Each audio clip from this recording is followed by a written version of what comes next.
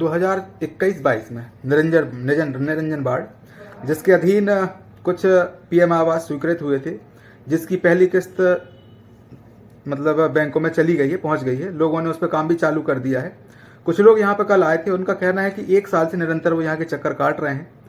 क्या कारण है मैडम जिससे उनकी जो पेमेंट है दूसरी किस्त रिलीज नहीं हो पा रही? जो भी किस्त आती है वो जियो टैगिंग के आधार पे आती है। यदि उन्होंने उतना काम किया है और जियो टैगिंग नहीं की है, और जियो टैगिंग या तो कराई नहीं है या फिर जियो टैगिंग के जो नॉर्म्स है उसके अकॉर्डिंग उनका मकान नहीं बना है, दोनों में से कोई एक चीज होगी जिसके कारण उनका पैसा नहीं आया, इस कारण से उनके खाते में नहीं गई होगी। वो आवेदन दे दें, उनकी हम जांच कर लेंगे और राशि डलवा लेंगे। अच्छा, ये करीब करीब कितने दिन में हो जाना चाहिए मैडम यदि वो जमा करते हैं कागज? हमारे पास आ जाते हैं और उनके कागज जमा है तो 1 सप्ताह के भीतर उनकी राशि आ जाएगी, बशर्ते जैसे जियो टैगिंग होती है उसके बाद ही राशि आती है। तो जैसे उनके लेवल की जियो टैगिंग हो जाएगी, राशि आ जाएगी तो उनके खाते में डाल दी जाएगी। हम लोग के पास खाते में जैसा राशि आती है हम लोग 1 सप्ताह के अंदर ट्रांसफर कर देते हैं डायरेक्ट खाते में।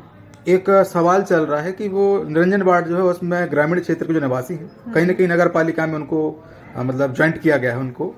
अच्छा। और जो सीमाएं होती हैं, सीमाओं का जो क्लियर नहीं हुआ है अभी, कोई बाहर की सीमा है जैसा कि अभी सर ने बताया मुझे। वो उनके आवेदन आ जाए तो वो हम चेक कर लेंगे कि वो हमारी सीमा के हैं कि बाहर की सीमा है। एक्चुअली में जो पुरानी फाइलें ये हमारे पास कुछ रखी हुई हैं, आप भी देख सकते हैं। इसमें ऑलरेडी वहाँ के सरपंच सचिव का लिखा हुआ है कि उनकी सीमा में नहीं है, और हमारे यहाँ के उनके कागज हैं, वोटर आईडी वगैरह है, वो जो आप बोल रहे हैं पास की रसीद है वो है, परंतु उनकी टैक्स रसीद नहीं है और रजिस्ट्री भी है। तो अभी कुछ चीजें जो इस तरह के प्रकरण है उनमें पटवारी प्रतिवेदन मांगा गया है कि वो खसरे हमारे यहाँ के हैं कि नहीं है।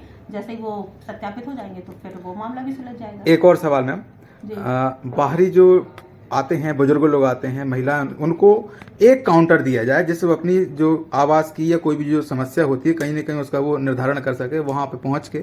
मैंने कल देखा कि नगर पालिका में 4, उन्होंने कहा वहाँ चले जाइए, उन्होंने कहा वहाँ चले जाइए, मतलब अलग अलग जगह उनको घुमाया गया, साथ में मैं भी था।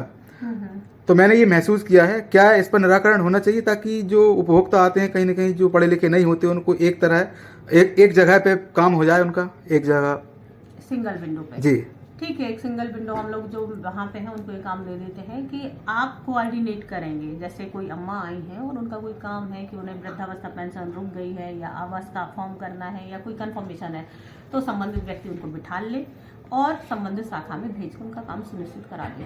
पर ये फील्ड वर्क है, एक्चुअली में जिनसे उनको काम रहा होगा वो फील्ड में होंगे और जो वार्ड प्रभारी है वो भी फील्ड में रहता है। तो ऐसी कंडीशंस में उनको बिठाने की व्यवस्था हम लोग के द्वारा कर दी जाएगी। नगर पालिका के जो वार्ड मेंबर्स हैं कहीं ना कहीं उनको आप थोड़ा सा सूचित कर दीजिएगा जिससे कहीं ना कहीं जो उपभोक्ता आते हैं उनको परेशानी का सामना न करना पड़े या प्रभारियों के माध्यम से वो काम आसानी से हो जाए। नहीं, हम लोग तो पूरी कोशिश करते हैं कि जैसे हमारे पास कोई भी बंदा आया उसका तुरंत मोबाइल से हम लोग संपर्क करते हैं कि ये आपके वार्ड का ये व्यक्ति आया है, इससे आके मिल लीजिए।